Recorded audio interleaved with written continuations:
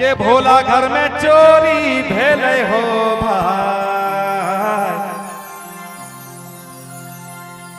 के भोला घर में चोरी भेले हो भाई। रेडी? गाएंगे आप लोग, गाइएगा भी थोड़ा थोड़ा, ठीक है, तब मजा आएगा। रेडी?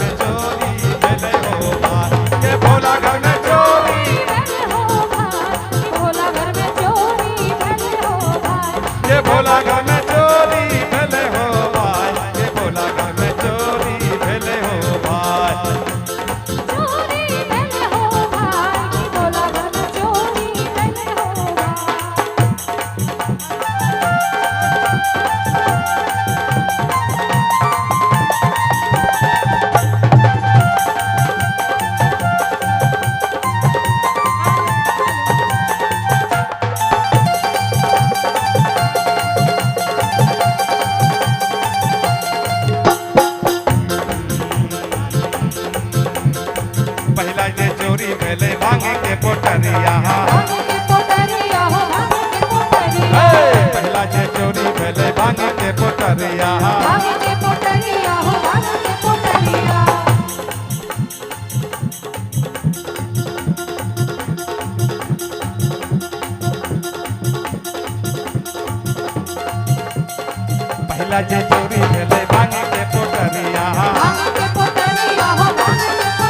हाय पहला जे चोरी भेले भांगे के पोटरिया,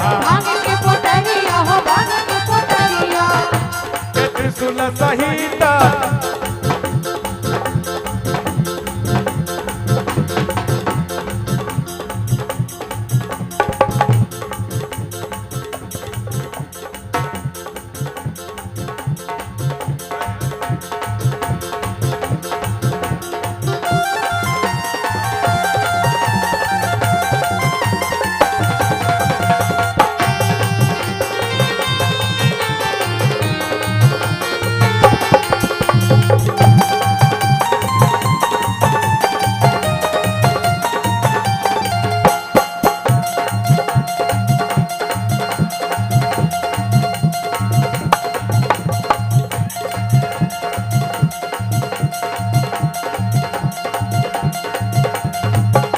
जे चोरी भेले भांगे के पोटरिया, हाय हाय पहला जे चोरी भेले भांगे के के झोरिया सहित लेने हो जाए, के झोरिया सहित लेने हो जाए।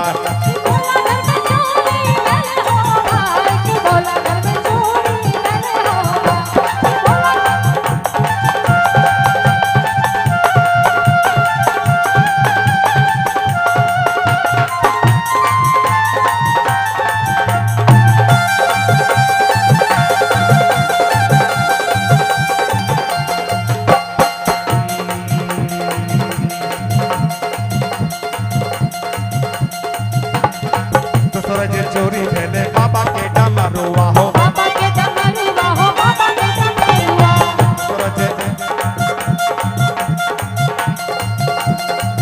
सूरज चोरी भेले बाबा के डमरुआ, बाबा के डमरुआ हो, बाबा के डमरुआ।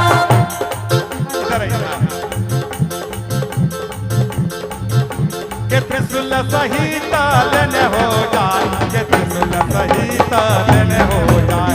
के भोला घर में चोरी भेले हो भाई, कि भोला घर में चोरी भेले हो भाई, कि भोला घर में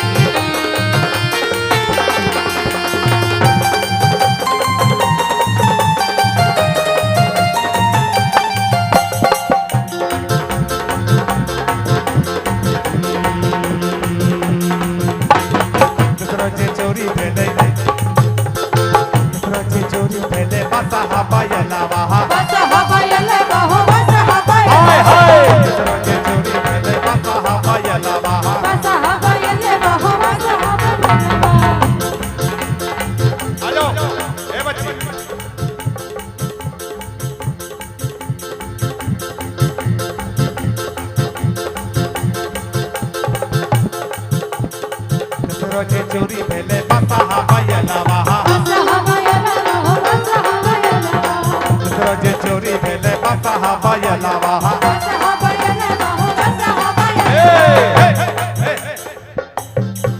लग रहा है कि ये ग्रुप अलग है, आप लोग का ग्रुप अलग है। यहाँ रहिए, यहाँ रहिए, वीडियो बन रहा है तो ऐसा नहीं कि इन लोगों को दिखलाने के चक्कर में आप लोग इधर खड़े हैं। हाँ आइए, माता जी बहुत अच्छा डांस कर रहे हैं, सब लोग बहुत अच्छा डांस कर रहे हैं, एकदम पानी पानी।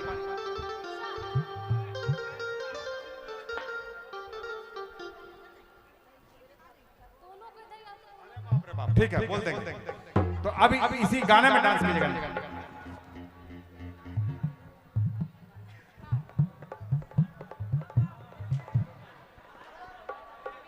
अच्छा सुन लीजिए भाई, तमाम म्यूजिशियंस भाई के लिए एक अनाउंसमेंट है।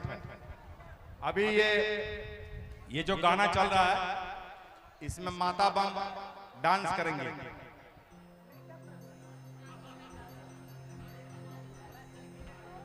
और बोल रही हैं कि जब तक ये डांस करेंगे तब तक म्यूजिक नहीं बंद होना चाहिए, और अगर म्यूजिक बंद हुआ तो सुबह उसको सर्प काट लेगा, इनका कहना है। लेकिन जब आप बंद करेंगे तब बंद कर सकता है ना। हाँ ठीक है, ओके भाई, सबको सांप काटेगा। हाँ नहीं, आप इधर आ जाइए, आप इधर आ जाइए। हाँ रेडी? नहीं, आप लोग इधर डांस कीजिए, कोई बात नहीं। माता जी को ये दे देंगे, माता जी का ये रहेगा। हाँ रोजे चोरी भेले बसहा बयलवा रोजे चोरी भेले बसहा बयलवा